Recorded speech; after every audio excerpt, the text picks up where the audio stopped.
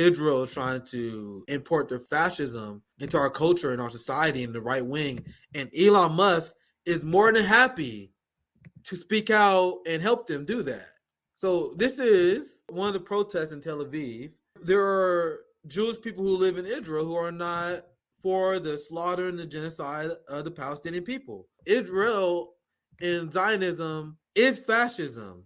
Israel is a terrorist state. They are everything they accuse Hamas of being. So, as they claim that Zionism is designed to protect Jewish people, any Jewish person that don't support every single military action that Israel makes is victim of state violence. We've seen Israel police and IDF beat the shit out of Jewish protesters, Orthodox Jews who are pro-Zionism, for example.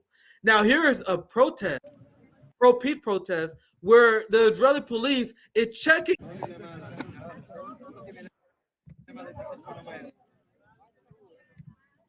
You gotta see they're checking every single sign as they come in. Let me read the description. Now in Tel Aviv, the police are checking each sign before allowing it into the protest against the war and for a ceasefire. Fam, what did I tell you guys many times? A protest where government controls the speech, like Israel is doing here, protests that come at the express permission of any government that you're protesting, it's just a glorified prep rally. It's not a protest. That's why Ron DeSantis and the right who wanted to crack down on free speech, they want you to go into very small protest zones. That is the argument of the right wing. They're like, you shouldn't protest at the Supreme Court houses. You shouldn't protest here. You can't protest here. So they put laws in place where they would implement state violence and they will arrest you unless you protest in designated areas. If you can only protest in designated fucking areas, you don't have the right to protest. So I attended the last Palestinian protest that I covered on RBN. I love the event. I praise the organizers. It's amazing to do any action whenever you can. But I noticed that we was in the same place where we was at when we protested at the George Floyd march. I told you guys I reported and I went viral. I was tear gassed at the Kansas City George Floyd protest. I as a citizen journalist, I explained on the ground. I have pictures. I reported on Twitter how the Kansas City Police Department targeted kids at the park and kids at the fountain. Even people who wasn't part of the protest was tear gassed. I reported on that as a citizen journalist. That same spot is the same spot where we protest at the pro-Palestinian march years later. So I'm like, I'm not criticizing any of these protests, but why is there only one area in Kansas City where everyone's allowed to protest? So the entire ruling class is like, we will just ignore this one park near the plaza in Kansas City because every single fucking protest is in Kansas City is in the same goddamn place. What's the point of a protest where the capitalist class can just tune you the fuck out? And that's where people generally draw the line. People say, well, you can't protest and do stuff that inconvenience me, inconvenience our society.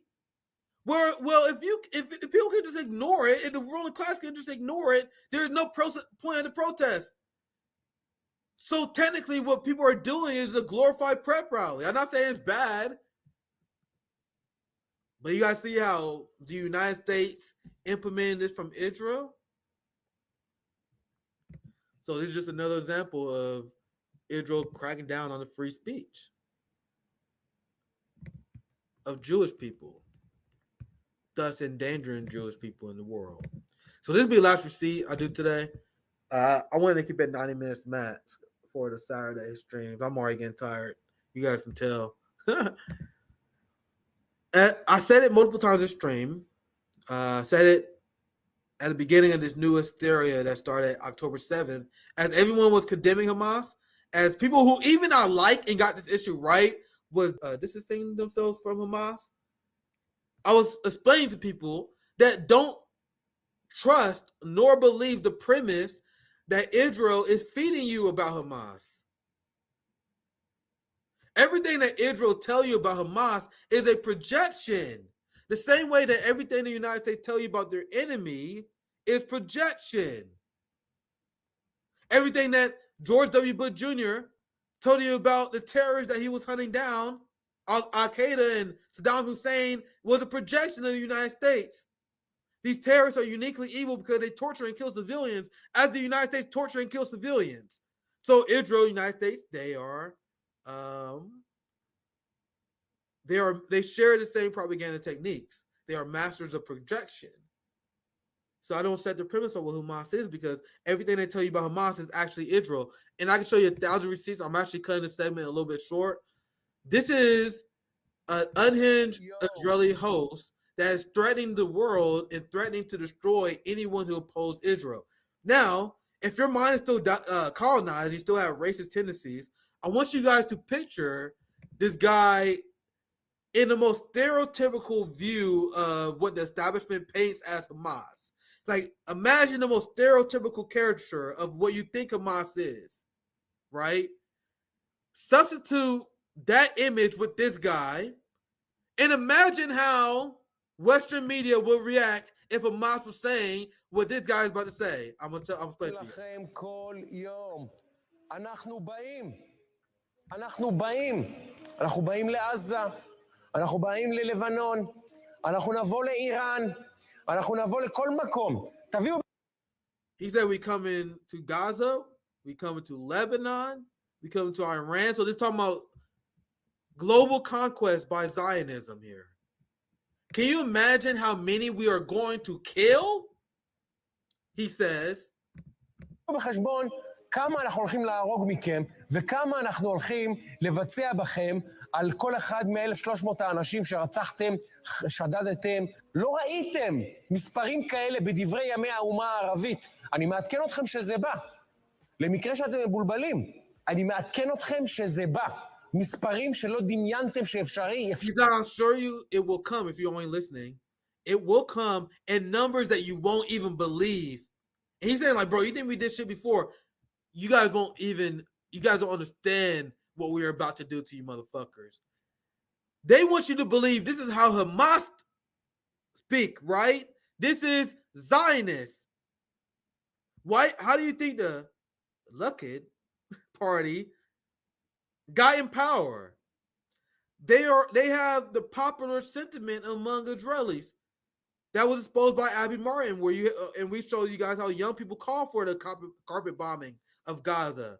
There are viral TikToks of Israelis mocking the fact that children and women don't have water and electricity in their homes. They camp in sites where they can get a view of Israel bombing Gaza. They cherish and they love, and I saw another video, I didn't save it, but one of the videos where a famous Israeli TikToker was like, yeah, I love to see the bombs. I want to see more bombs in Gaza. So what did they tell you about Hamas? They tell you that Hamas cheer for the death of civilians as Israel does. אפשר בכלל להגיע אליהם, ואנחנו מוכנים להיכנס לבידוד בינלאומי, ומוכנים להריב עם ארצות הברית, ומוכנים להריב עם כל העולם ואחותו. כמה שנצטרך עד שכולכם, כולל כל התומכים שלכם, תעלו לפגוש את אללה, אנחנו נהרוג. שיהיה ברור. שיהיה ברור, זה המצב בישראל, זה הסנטימנט. אז תחגגו ברשתות החברתיות, תעשו פרי פלסטיין, תעשו את כל המסכנות שלכם, ואנחנו נבוא להשמיד אתכם. You can do all your free Palestine, you can cry all you want. As you guys are doing all this cute shit, we're going to kill you. And I see people who may know this guy more than me. I see quite a few of these comments, so I will address it. That's saying that this guy is a notorious anti-Semite. He's a far-right guy, a radio host or whatever. And I'm sure many of you guys know this, but what do you guys think the Luckett Party is?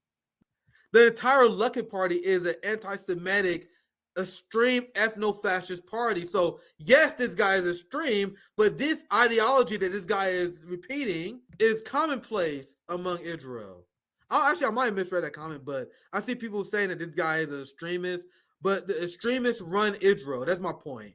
I'm not trying to call out Marvin or anybody, but you guys see, this is why I don't ever give ground to the people like condemn Hamas. No, we condemn Israel, the people committing a genocide.